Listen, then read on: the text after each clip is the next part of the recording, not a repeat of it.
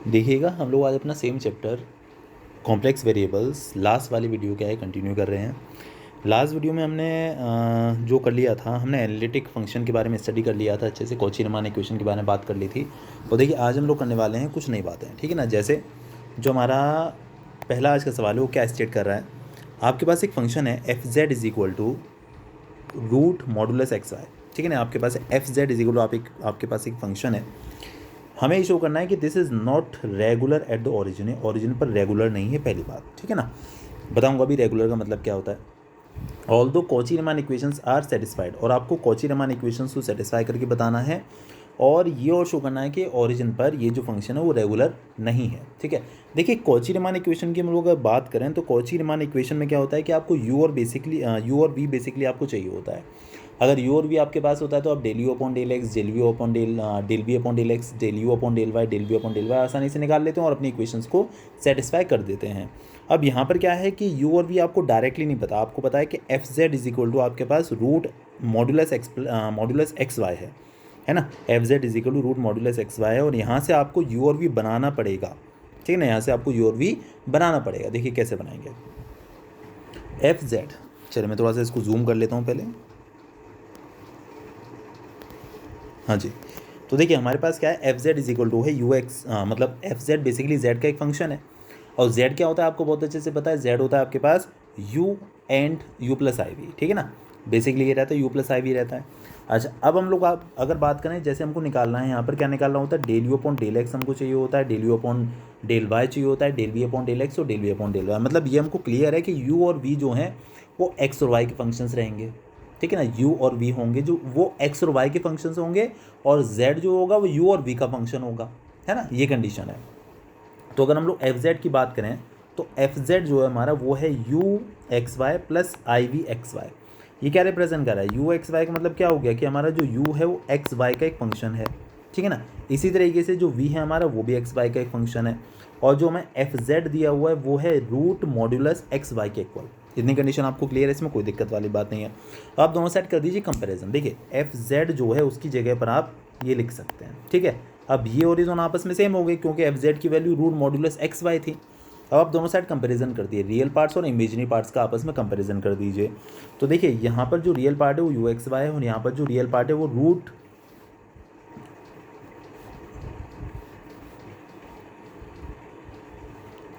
हाँ जी, तो वो हमारे पास रूट मॉड्यूलस एक्स वाई है, ठीक है ना। तो आप ये कह सकते हैं कि u x Y is equal to हो गया आपके पास रूट मॉड्यूलस एक्स वाई। और अगर हम लोग इमेजिनरी पार्ट की बात करें तो इमेजिनरी पार्ट यहाँ पर बी एक्स वाई है, और आप देख सकते हैं इस साइड आपका इमेजिनरी पार्ट कोई है ही नहीं, तो b x Y is equal to हो गया आपके पास जीरो। मेरे ख्याल से इसमें कोई सा डाउट वाली बात बिल्कुल भी नहीं होगी। इसके बाद देखिए हम निकालेंगे del you upon del x. मेरे ख्याल से आपको याद होगा फर्स्ट प्रिंसिपल से डिफरेंशिएशन। तो फर्स्ट प्रिंसिपल से डिफरेंशिएशन जो होता था क्या होता था, limit H tends to zero f x plus H minus F x upon h, ये फॉर्मूला होता था, ठीक है ना। अब बस हम वही कंडीशन अप्लाई कर रहे हैं कि हम निकालना चाहते हैं पर del you upon del x, ठीक है ना। तो जब आप del you upon del x निकालना चाहते हैं तो क्योंकि बात चल रही है हमारे पास क्या था फर्स्ट प्रिंसिपल का formula, limit H tends to zero f x plus H minus F x upon h. This was the formula of the first principle, ठीक है ना। अब यही कंडीशन देखिए हम यहाँ पर फॉलो करके चल रहे हैं। एक्स जो होगा वो हमारी ओरिजिनल वैल्यू रहेंगी, और एच जो होगा वो वैल्यू होती है जिसके लिए हम लोग टेंड करते थे, ठीक है ना। एक्स जो होगा हमारी ओरिजिनल वैल्यू होगी। अब समझिए, देखिए देखने का यहाँ कहने का क्या मतलब है कि del you upon del x हम निकाल रहे हैं, तो limit x tends to zero u x comma zero पर। देखिए यू एक्स कोमा जीरो का मतलब क्या हुआ है ना, किस तरीके से हम यहाँ पर वैल्यू फाइंड आउट करें। यहाँ पर कंडीशन चल रही है हमारी 0,0 के बारे में, ठीक है ना। अब 0,0 के बारे में अगर कंडीशन चल रही है तो हम कैसे इसको फाइंड आउट करते हैं, एक बार हम x की वैल्यू 0 डालेंगे। देखिए जो ओरिजिनल वैल्यूज़ हैं वो तो आपको क्लियर होना चाहिए कि 0,0 है, ठीक है ना, ओरिजिनल वैल्यूज़, ठीक है ना। और जहाँ पर हम लोग टेंड कर रहे हैं, जैसे वहाँ पर h पर टेंड करते थे, तो h पर जब टेंड करते थे तो कंडीशन क्या बन जाती है हमारे पास कि F x plus H minus F x upon h, ये कंडीशन आती है, F x plus H minus F x upon H हमारे पास ये कंडीशन रहती है, ठीक है ना। एक्स हमारी ओरिजिनल वैल्यू रहती है और एच वो है जहाँ पर हम लोग टेंड किया करते हैं, जहाँ पर हमारा फंक्शन टेंड कर रहा होता है। तो अब क्या है कि ओरिजिनल वैल्यू हमारी क्या है, ओरिजिन पर है, ठीक है ना। और जो मूव करके जा रहा है थोड़ा सा स्लाइटली ओरिजिन से इधर उधर मूव कर रहा है हमारा जो फंक्शन है, ठीक है। तो अब कंडीशन क्या आ जाती है, देखिए हमारे पास जो एफ एक्स कोमा वाई है इसकी हम लोग वैल्यू कैसे निकालेंगे, वेरिएबल वैल्यू कैसे निकालेंगे इसकी। एक बार हम वाई ज़ीरो डाल देंगे, एक बार हम एक्स ज़ीरो डाल देंगे, इस तरीके से हम इसकी वैल्यू निकालेंगे। देखिए कैसे, del you upon del x जब हम निकालेंगे तो limit x tends to zero, ठीक है। यू एक्स कोमा जीरो पर देखिए जब आप del you upon del x निकालें तो आप वाई जीरो डाल कर चलेंगे, x comma u x comma y था ना, यू एक्स कोमा वाई था ना, तो आप यू एक्स कोमा जीरो डालकर चलेंगे। और यहाँ पर यू जीरो कोमा जीरो, ये आपका जीरो ही रहना है क्योंकि जो ओरिजिनल वैल्यू है जीरो कोमा जीरो ही है अपॉन एच, ठीक है ना। अब देखिए समझिएगा, यू एक्स कोमा जीरो की वैल्यू क्या आएगी, यू एक्स कोमा वाई हमारे पास, यू एक्स कोमा वाई जो है वो हमारे पास देखिए रूट मॉड्यूलस एक्स वाई है। तो अगर आप यू एक्स कोमा जीरो निकालेंगे तो यहाँ पर आप वाई के प्लेस पर जीरो डाल देंगे, जब वाई के प्लेस पर जीरो यहाँ डालेंगे तो पूरा जीरो मिल जाएगा। तो आप ये कह सकते हैं कि यू एक्स कोमा जीरो आपका जीरो है। अगर यू जीरो कोमा जीरो निकालें तो आप एक्स और वाई दोनों को जीरो डालेंगे तो भी जीरो मिलने वाला है, तो भी जीरो मिलने वाला है। तो फाइनली आप देख सकते हैं कि जीरो अपॉन एक्स करेंगे तो आपको जीरो ही इसकी वैल्यू मिल जाएगी, ठीक है। अब हम निकालेंगे del you upon del Y. जब del you upon del Y निकालेंगे तो जो हमारे पास यू एक्स वाई था ना, यहाँ पर यू एक्स वाई, यहाँ पर देखिए हम लोग एक्स जीरो डाल देंगे, limit y tends to zero. जब देखिए जब आप del you upon del x निकालें तो वाई जीरो, जब आप del you upon del y निकालें तो एक्स जीरो, तो यू जीरो कोमा वाई हो गया minus u zero comma zero हो गया पुराने वाली कंडीशन से अपॉन वाई, यहाँ ऊपर एक्स था यहाँ नीचे अपॉन वाई है। जब आप यू जीरो कोमा वाई निकालेंगे तो आप यहाँ पर एक्स कोमा वाई में एक्स के प्लेस पर जीरो डालेंगे। भाई आप जीरो कोमा वाई निकाल रहे हैं ना, यू जीरो कोमा वाई, तो आप यहाँ पर एक्स के प्लेस पर जीरो डालेंगे तो आपको ये वैल्यू जीरो मिल जाने वाली है। जब ये वैल्यू जीरो होगी तो आप ये देख सकते हैं, देखिए ये जीरो हो गया। यू जीरो कोमा जीरो निकालेंगे तो आप यहाँ पर जीरो पुट करेंगे तो ये भी आपका जीरो निकल कर आ जाएगा, तो ये भी फाइनली जीरो आ गया, इसमें कोई ऐसे डाउट वाली बात नहीं है। अब निकालेंगे del we upon del x, ठीक है ना। तो del we upon del x की कंडीशन फिर से भी आएगी। अब del we upon del x अगर ले रहे हैं तो यहाँ पर v x comma zero y zero करेंगे, वी जीरो कोमा जीरो और नीचे एक्स आ जाए क्योंकि हम यहाँ पर del we upon del x निकाल रहे हैं। तो ऐसे ये भी जीरो आ गया, इसी तरीके से del we upon del y निकाले ये भी जीरो आ गया। अब कॉची-रीमान इक्वेशंस क्या कहते हैं कि del you upon del x del we upon del Y के बराबर होना चाहिए। तो del you upon del X हमारा del we upon del Y के इक्वल है, ठीक है। और del you upon del Y minus del we upon del X equal होना चाहिए, वो भी आपस में इक्वल है। तो आप ये कह सकते हैं कि देखिए कॉची-रीमान इक्वेशन की तो आपकी सेटिस्फाइड है ना, कॉची-रीमान इक्वेशन तो सेटिस्फाइड है। अब उन्होंने बोला कि आपको इसमें एक चीज़ और शो करनी थी, वो क्या चीज़ शो करनी थी कि जो फंक्शन जो है वो रेगुलर नहीं है, that is not regular at origin, वो रेगुलर नहीं है ओरिजिन पर। देखिए रेगुलर का मतलब क्या रहता है ये समझने की कोशिश करिएगा। अगर y की वैल्यूज़ के लिए या x की वैल्यूज़ के लिए फंक्शन वेरी कर रहा है ना भाई। देखिए रेगुलर का मतलब क्या है कि फंक्शन एक जैसी वैल्यू रिटेन करे। तो अगर y की वैल्यूज़ के लिए x की वैल्यूज़ के लिए फंक्शन अगर वेरी कर रहा है तो आप ये कह सकते हैं the function is not regular at origin. तो देखिए कैसे किया हुआ है, कैसे निकालेंगे हम इसको। देखिए अभी हमने फॉर्मूला की बात की थी, F dash X is equal to क्या होता था, F dash X is equal to first principle से F x plus H minus F x upon H limit H tends to zero पर। यहाँ पर हम बात कर रहे हैं जेड एफ डैश जेड के बारे में। तो जो एफ डैश जेड होगा वो क्या होगा, देखिए limit z tends to zero, ठीक है, F z minus f zero upon z, ये निकल कर आएगा f x plus H minus F x upon h, ये कंडीशन होती थी, ठीक है ना। अब देखिए समझिएगा, f z minus f zero upon z, ये निकल कर आएगा, बिल्कुल सही बात है। एफ जेड की वैल्यू आपको बहुत अच्छे से पता है, रूट मॉड्यूलस एक्स वाई है, ये आ गया।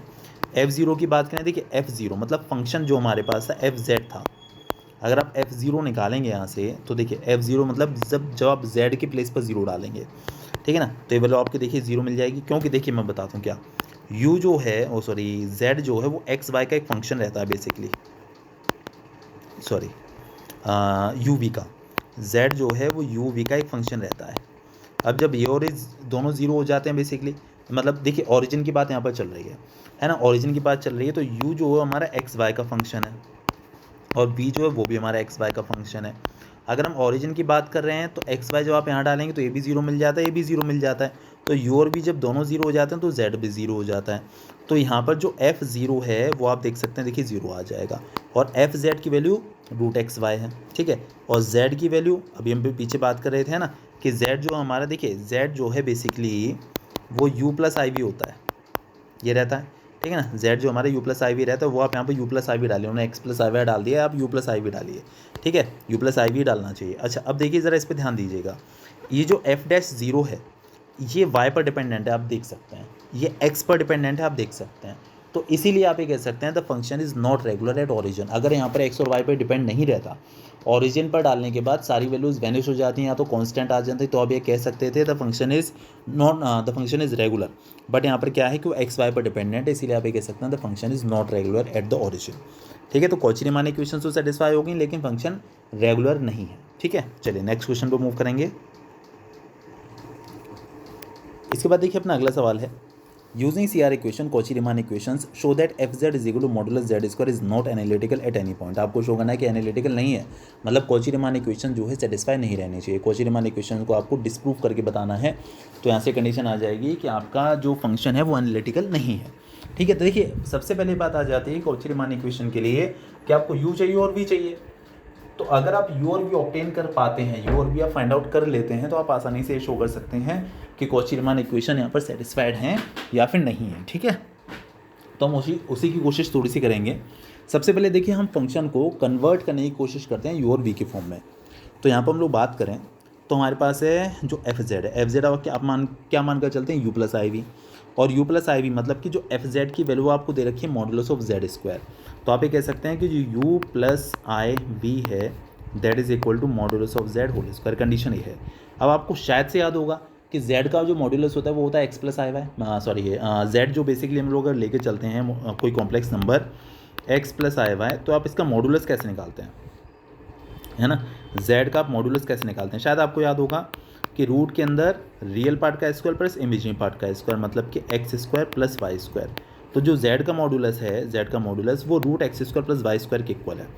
अब यहाँ पर आपको मॉडुलस ऑफ z का भी स्क्वायर करना है। जब z का modulus root x square plus Y square आप उसका फिर से स्क्वायर करेंगे तो यहाँ से रूट हट जाएगा, क्या बचेगा यहाँ पर x square plus Y square only. ठीक है ना भाई, z का modulus root x square plus Y square है, तो आप मॉडुलस ऑफ z का स्क्वायर करेंगे तो यहाँ से रूट हट जाएगा, आपको मिलेगा सिर्फ x square plus Y square. ठीक है, तो u प्लस आई वी जो आपका x square plus Y square के बराबर आ गया। मेरे ख्याल से इसमें कोई ऐसा कन्फ्यूजन नहीं होना चाहिए। ठीक है, दो साइड कंपेयर कर दीजिए। देखिए यहाँ पर हमारे पास रियल पार्ट u है और यहाँ पर real part X square plus Y square ही है, आयोटा तो इस साइड हमारा है ही नहीं। ठीक है ना, तो हमारा जो u है वो x square plus Y square के इक्वल हो जाएगा। इसके बाद अगर हम लोग v की बात करें तो जो i का कोफिशिएंट है, जो आयोटा का जो कोफिशिएंट है वो v है, और आप देख सकते हैं इस साइड आपका आयोटा है ही नहीं तो v ज़ीरो हो जाएगा। ठीक है ना, तो u हमारा हो गया x square plus Y square, v हो गया हमारा ज़ीरो। अब आप यहाँ से del u upon del x निकाल सकते हैं। जब आप del u upon del x निकालेंगे तो इसका 2x हो जाएगा, इसका डिफरेंशिएशन 0 हो जाएगा, मतलब ये 2x आ जाएगा। अब आप del u upon del Y निकाल दीजिए तो इसका 0 हो जाएगा, ये आपका 2y हो जाएगा। यहाँ से del v upon del x निकाल लीजिए, वो 0 ही आना है। यहाँ से del v upon del Y निकाल लीजिए, वो भी 0 आना है क्योंकि v की वैल्यू 0 ही है।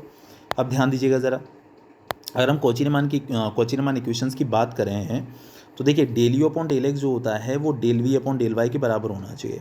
तो आप देख सकते हैं दोनों बराबर नहीं है, वो 2x है, वो हमारा जो है 0 है, दोनों सेम नहीं आए।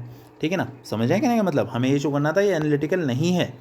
ऐसे ही del u upon del Y जो होता है minus del v upon del X के इक्वल होना चाहिए, तो ये 2y है और ये 0 है, तो ये भी आपस में सेम नहीं आ रहे। तो इसीलिए हम ये कह सकते हैं कि भाई हमारा जो ये फंक्शन है वो एनालिटिकल नहीं है। ठीक है, बस इतनी सी बात थी इस क्वेश्चन में। चलिए नेक्स्ट क्वेश्चन देखते हैं। इसके बाद देखिए हमारा सवाल है, if F Z is equal to X cube Y और ब्रैकेट में है y minus I X upon X to the power 6 plus Y square. उन्होंने बोला कि when z is not equal to 0, और जब तो इस फंक्शन की वैल्यू आपको ये लेकर चलनी है, and when z is equal to 0 तो इस फंक्शन की वैल्यू आपको 0 लेकर चलनी है, और आपको ये प्रूव करना है कि ये जो वैल्यू है वो 0 के इक्वल होगी जब z टेंड्स टू 0 होगा अलोंग एनी रेडियस वेक्टर। ठीक है ना, देखिए रेडियस वेक्टर का मतलब मैं आपको समझाऊंगा अभी। रेडियस वेक्टर बेसिकली रहता क्या है, but not z tends to 0 in any manner, any other manner basically.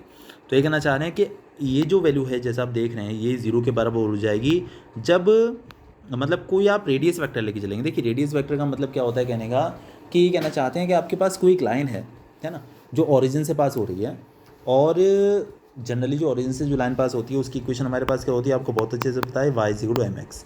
ये कहना चाहते हैं अगर कभी भी ऐसी कंडीशन आ जाती है अलोंग रेडियस वेक्टर, तो मतलब आप ये मान कर चलिए कि आपको y इक्वल टू वहाँ पर एम एक्स लेकर चलना है। ठीक है, but not z tends to 0 in any manner, लेकिन अगर y is equal to M X के अलावा y की कोई और वैल्यू है, ठीक है, तो उस केस में क्या होगा, ये 0 के इक्वल नहीं आएगा, ये आपको यहाँ पर शो करना है। चलिए बिल्कुल कर लेंगे।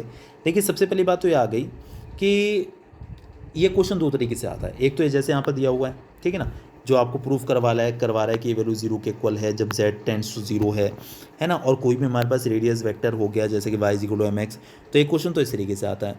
एक क्वेश्चन इस तरीके से भी आता है कि कह देते हैं भाई ये फंक्शन हमको लिख के दे देंगे और बोल देंगे कि इसका आप नेचर पता करिए, what is the nature of this function, ऐसा भी करके एक क्वेश्चन आ जाता है कई बार। तो दो तरीके से क्वेश्चन आपको एग्जाम में देखने को मिल सकता है, ठीक है। तो देखिए जैसे अभी हमने पीछे निकाला, देखिए सबसे पहले तो बातें आ जाती है कि आप यहाँ पर कॉची-रीमान इक्वेशन अप्लाई करके देखिए, सबसे पहली बात हो गई, ठीक है ना। तो पहले आप कॉची-रीमान इक्वेशन यहाँ पर सेटिस्फाई करके देखिए आपको वैल्यू मिलती है या नहीं मिलती है। कॉची-रीमान इक्वेशन सेटिस्फाई हो रही है या नहीं हो रही है। अगर हो रही हैं तब बेसिकली हम आगे बढ़ेंगे, और नहीं हो रही हैं तो वहीं के वहीं रुक जाएंगे। ज़रा देखिएगा, F Z is equal to U plus I V, ठीक है। फंक्शन की वैल्यू हमारे पास देखिए ये है, थोड़ी सी गंदी सी है, एक्स क्यूब वाई ब्रैकेट में Y minus I X upon X power 6 plus Y square. ये एक्स क्यूब वाई का ब्रैकेट के अंदर मल्टीप्लाई कर लीजिए तो आपको मिलेगा एक्स क्यूब वाई स्क्वायर, ठीक है, minus X cube X to the power 4 Y, साथ में आयोटा, ये आयोटा है इनमें, ठीक है।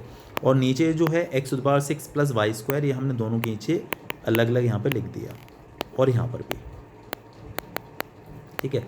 फंक्शन हम u प्लस आई भी लेकर चलते हैं, तो जो रियल पार्ट है आप देख सकते हैं वो हमारे पास ये है, और जो इमेजिनरी पार्ट है वो देखिए हमारे पास ये है। तो हमारे पास रियल पार्ट भी और इमेजिनरी पार्ट भी है, तो u भी है और v भी है, u और v दोनों हमारे पास है, कोई दिक्कत वाली बात नहीं। और निकालेंगे del you upon del X, ये आपको निकालना बहुत अच्छे से आ गया। देखिए मैंने पीछे भी बात की थी कि जब del you upon del X निकलवा रहे हैं तो आप क्या काम करेंगे, लिमिट एक्स टेंड्स टू 0 ले लीजिए। u जब आप del you upon del X ले रहे हैं तो आप y को 0 लेके चलेंगे, you X comma 0 minus U 0 comma 0 upon x, ये कंडीशन थी। यहाँ उन्होंने थोड़ा सा फॉर्मूला अलग लगा लिया है, मैं आपको वापस से याद दिला देता हूँ। उन्होंने पीछे क्वेश्चन जो लगाया था कि del you upon del x जब आप निकाल रहे हैं तो limit x tends to 0 U X comma 0 minus U 0 comma 0 upon X, ठीक है। तो जब यू एक्स कॉमा 0 आप निकालेंगे तो यू एक्स कॉमा 0 में यहाँ पर आप y के प्लेस पर 0 डाल देंगे। जब आप y के प्लेस पर 0 डाल देंगे तो 0 ऊपर आ जाएगा अपॉन एनी नंबर, तो 0 हो जाने वाला है ना। और यू 0 कॉमा 0 आप यहाँ पर x और y दोनों 0 डालेंगे तो फाइनली आपको 0 ही मिलने वाला है। ऐसे ही del you upon del Y निकाला, तो जब del you upon del Y निकाला तो इसका क्या फॉर्मूला लगाते हैं, limit y tends to 0 U 0 comma Y, इस बार x 0 हो जाएगा, minus U 0 comma 0 upon Y, ये बेसिकली फॉर्मूला रहता है। तो यू एक्स कोमा वाई में हम x के प्लेस पर 0 डालेंगे इस बार, तो यू एक्स कोमा वाई में x के प्लेस पर 0 डालेंगे तो ऊपर जब आप देखेंगे देखिए 0 आ जाएगा, ठीक है ना। तो u 0 कॉमा वाई की हम लोग बात कर रहे हैं, तो u 0 कॉमा वाई की हम लोग बात कर रहे हैं, तो ये 0 ही आएगा, आप देख सकते हैं।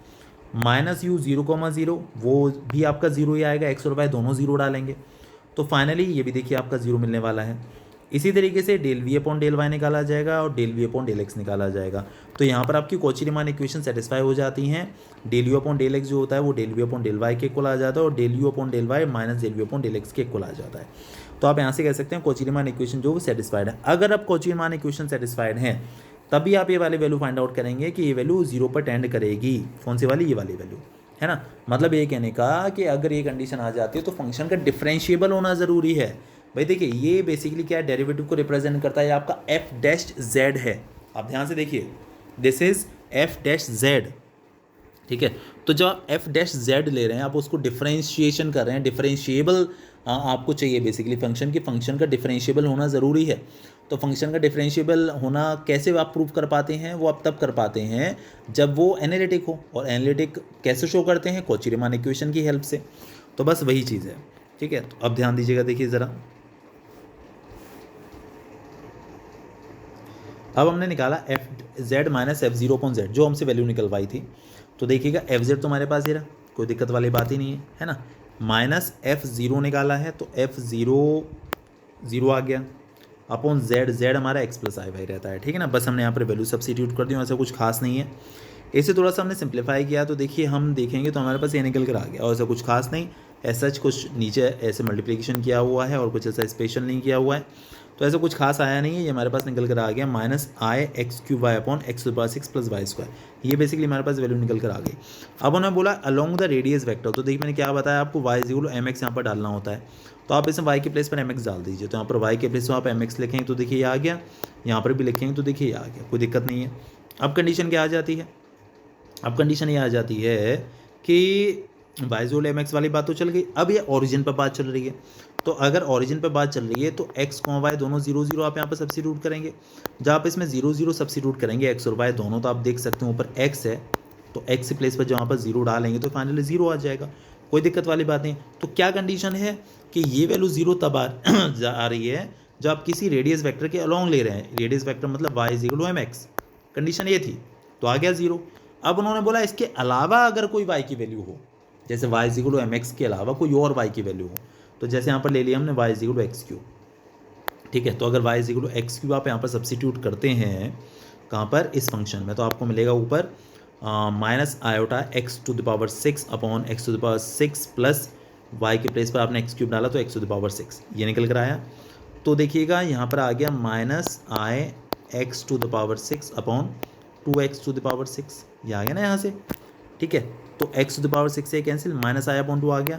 अब आप यहाँ पर ओरिजिन भी पुट कर लें, मतलब 0,0 भी अगर पुट कर लें तो अभी इसकी वैल्यू -i/2 आएगी, 0 नहीं आने वाला है।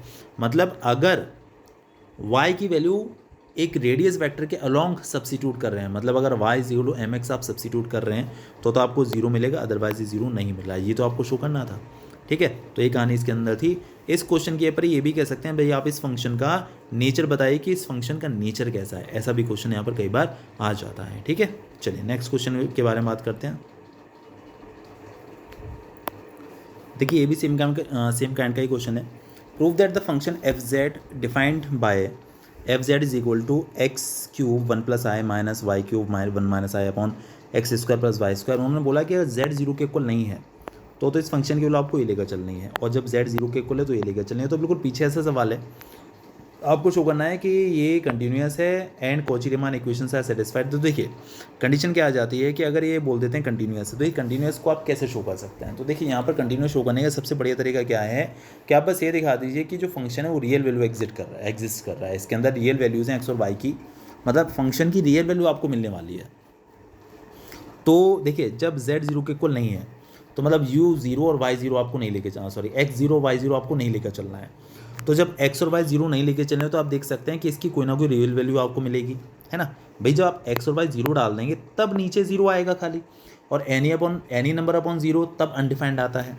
तो उन्होंने बोला कि z तो आपको 0 लेके ही नहीं चलना है। तो देखिए इस फंक्शन की हमेशा रियल वैल्यू मिलने वाली है, और आप देख सकते हैं तो रियल है ही, तो कंटिन्यूस तो आसानी से इस तरीके से शो हो जाता है। कॉची-रीमान इक्वेशन को आप सेटिस्फाई कर ही देंगे, कोई दिक्कत वाली बात नहीं है। f'0 देखिए f'0 अभी हमने पीछे भी निकाला था, ठीक है ना, f'0 अभी हमने पीछे भी निकाला था, इससे पहले वाले सवाल में निकाला था शायद से, इसमें नहीं निकाला था, हाँ जी हमने यहाँ पर f'0 भी निकाला था, ये वाला देखिए ये वाला है ना। तो f'0 क्या आया था, fz - f0/z, इस तरीके से हमने निकाला था। अब उन्होंने बोला कि यहाँ पर इस वाले सवाल में जो हम अभी देख रहे हैं कि f'0 डज नॉट एग्जिस्ट, उन्होंने बोला कि ये एग्जिस्ट नहीं करता। तो देखिए अगर ये एग्जिस्ट नहीं करेगा तो मतलब ये कहने का जो आप f'0 निकालेंगे उसकी वैल्यू कुछ ऐसी निकल कर आएगी, है ना, जो कि आप इनडायरेक्टली कह सकते हैं जो कि किसी और वेरिएबल डिपेंडेंट होगी, किसी और वेरिएबल पर, मतलब लाइक y और x की वैल्यूज़ पर डिपेंडेंट होगी। अगर x और y 0 0 हो जाते हैं तो एग्जिस्ट नहीं करेगी वो, है ना, मतलब ये कहने का। तो कुछ f'0 की वैल्यू इस तरीके से निकल कर आएगी, तो आप ये कह सकते हैं कोई एग्जिस्ट नहीं करेगा। एग्जिस्ट मतलब अनडिफाइंड बेसिकली अगर वहाँ पर आ जाता है शो, तो आप ये कह सकते हैं वो एग्जिस्ट नहीं करेगा। ये बेसिकली इसमें कंडीशन आ जाती है, ठीक है। चलिए इस बार नेक्स्ट क्वेश्चन के बारे में बात करते हैं। ऐसे कुछ स्पेशल इसमें है नहीं है सच, है ना। इसके बाद देखिए हमारे पास जो अगला सवाल है, if f(z) is a harmonic function of z, तो आपको देखिए ये शो करना है क्या, del/del x of f(z) whole square modulus of f(z) whole square plus del/del y of modulus of f(z) whole square is equal to modulus of f'(z) whole square, ये आपको show करना है। तो देखिए सबसे पहले तो हम बात करेंगे हार्मोनिक फंक्शन क्या होता है। देखिए हार्मोनिक फंक्शन क्या होता है कि कोई भी ऐसा फंक्शन जो कि लाप्लास ट्रांसफॉर्मेशन को सेटिस्फाई कर देता है।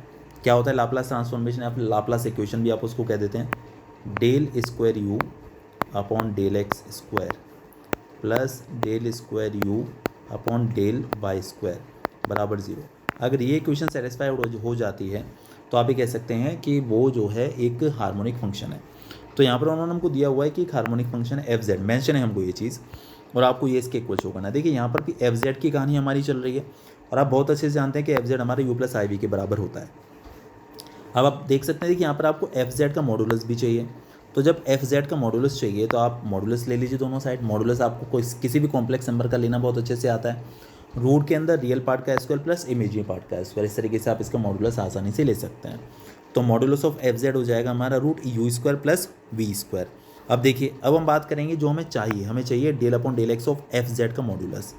तो del upon del X of F Z modulus ये हम निकालने की कोशिश करते हैं। ठीक है, देखिए ये हम दोनों साइड डिफ्रेंशिएशन कर रहे हैं, आप इनडायरेक्टली ये मानकर चलिए, सीधी सी बात ये है। तो देखिए आप इसे रूट एक्स की तरह से मानकर चलें, या जैसा इन्होंने किया हुआ आप इसको ऐसे लिख सकते हैं U square plus V square की पावर 1/2। अब X to the power N अगर आप इसको लेके चलते हैं तो फॉर्मूला होता है N X to the power N minus 1। तो 1/2 आगे आएगा, डिफ्रेंशिएशन कर रहे हैं। ठीक है, तो 1/2 U square plus V square की पावर 1/2 माइनस 1, ये वैल्यू आ गई। ठीक है, जिसको आपने एक्स माना उसका फिर से डिफ्रेंशिएशन, मतलब U square plus V square का फिर से डिफ्रेंशिएशन। तो यू स्क्वायर का करेंगे तो 2u और u का फिर से तो del you upon del X, V square करेंगे तो 2v del we upon del X. कोई दिक्कत वाली बात ही नहीं है बिल्कुल। यहाँ पर ध्यान दीजिएगा ज़रा, देखिए ये जो है यहाँ 2 है, यहाँ 2 है, 2 दोनों में से कॉमन आ जाएगा और इस 2 से कैंसिल आउट हो जाएगा। क्या बचेगा, u del you upon del X, v del we upon del X, ऊपर ये आ गया। और देखिए इस पर ज़रा ध्यान दीजिएगा, देखिए यहाँ पर ये पावर -1/2 है।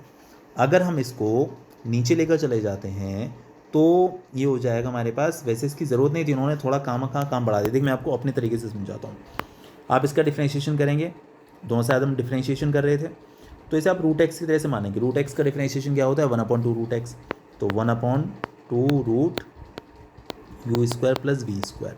अब U square plus V square का फिर से कर दिया तो क्या आया, 2u del you upon del X plus 2v del we upon del x. ठीक, कोई दिक्कत वाली बात नहीं है। अब देखिएगा 2 यहाँ से और यहाँ से कॉमन लेके इससे कैंसिल आउट हो जाएगा। यहाँ बचेगा u del you upon del X, v del we upon del X, ये बचा। और नीचे है root U square plus V square और root U square plus V square basically है क्या, आप कह सकते हैं modulus of F X, sorry F Z. तो वो देखिए नीचे आ गया। इस तरीके से आप कह सकते हैं कि del you upon del X F Z जो आया है वो हमारे पास ये वैल्यू निकल कर आ चुकी है। ठीक है, कोई दिक्कत नहीं है।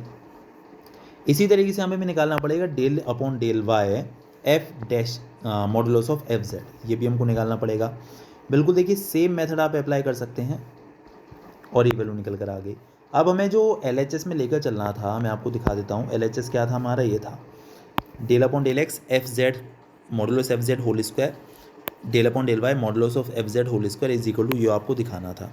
तो देखिए हमने LHS ले लिया और LHS में हमने दोनों वैल्यूज़ को सब्स्टिट्यूट कर दिया। Del upon del X F modulus of F Z whole square, तो देखिए समझिएगा del upon del X modulus of F Z है। अगर आप ये इसकी वैल्यू देखिए हमको पता चल गई है, अगर आप इसका स्क्वायर करेंगे तो आपको मिल जाएगा ये होल स्क्वायर टाइप, है ना। इसी तरीके से अगर हम लोग बात करें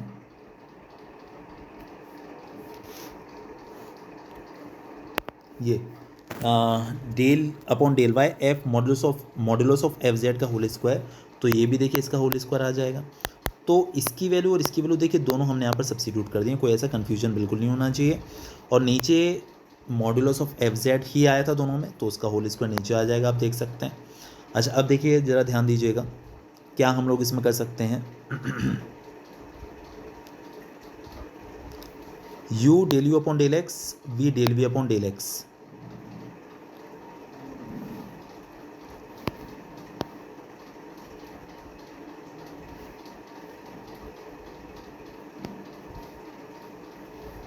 ये एज इट इज़ है। और u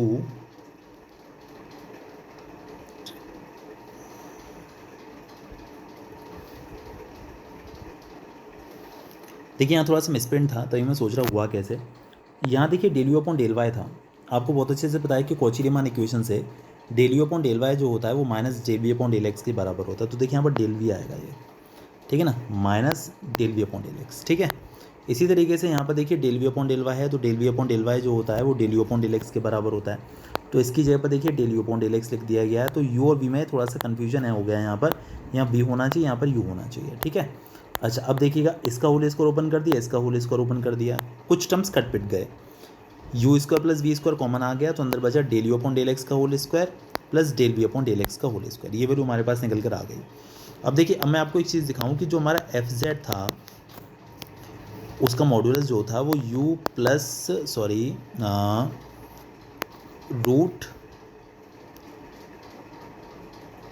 you square plus V square के बराबर था, ठीक है। अगर आप दोनों साइड स्क्वायर कर लेते हैं तो मॉड्यूलस ऑफ एफ जेड का स्क्वायर आ जाएगा खाली U square plus V square. तो अब यहाँ पर मॉड्यूलस ऑफ एफ जेड जो है इसका होल स्क्वायर जो है वो U square plus V square होगा। तो इसकी जगह पर आप लिख देंगे U square plus V square.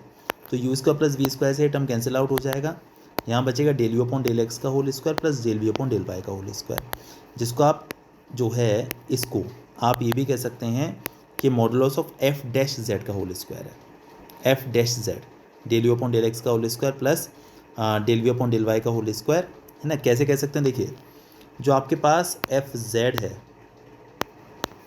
वो है यू प्लस आई वी, ठीक है, मेरे ख्याल से कोई दिक्कत वाली बात नहीं है। अगर आप एफ डैश जेड निकालते हैं इसका डिफ्रेंशिएशन, तो आपको इसका डिफ्रेंशिएशन मिलेगा del you upon del X plus del we upon del Y, कोई दिक्कत नहीं है। अगर आप इसका मॉडुलस निकालते हैं एफ डैश जेड का, तो आई बी आएगा यहाँ पर, सॉरी आई बी आएगा, तो रियल पार्ट का स्क्वायर प्लस इमेजिनरी पार्ट का स्क्वायर। तो modulus of F dash Z जो होगा वो होगा क्या होगा, इसका होल स्क्वायर, मतलब del you upon del X का whole square plus del we upon del Y का होल स्क्वायर रूट में क्या modulus of F dash Z क्या होगा, ये रूट में del you upon del X का whole square plus del we upon del Y का होल स्क्वायर।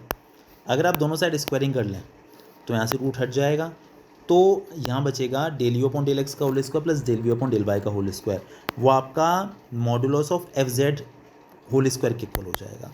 तो देखिए ये दो चीज़ें इस तरीके से यहाँ पर बस ये मेंशन हो गया, ठीक है। चलिए आगे बढ़ते हैं।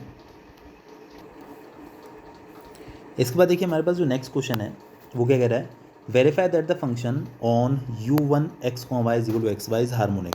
आपको शो करना है हार्मोनिक है। देखिए अभी हमने बात की थी कि लाप्लास इक्वेशन सेटिस्फाई होनी चाहिए हार्मोनिक फंक्शन के लिए, and find its conjugate harmonic function. इसके बाद आपको इसका कॉन्जुगेट हार्मोनिक फंक्शन भी निकालना है, ठीक है ना। और उन्होंने क्या बोला कि एक्सप्रेस u प्लस आई वी एज एनालिटिक फंक्शन।